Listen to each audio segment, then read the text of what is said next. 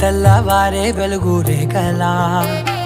పచ్చ పచ్చ పచ్చి మట్టి బొమ్మలా అల్లి బిల్లి వెన్న పాల నురగలా అచ్చ తెలుగు ఇంటి పూల కొమ్మలా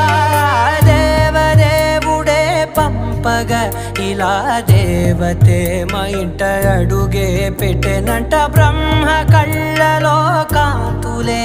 మా అమ్మలా మా కోసం మళ్ళీ లాలి పాడేనంట.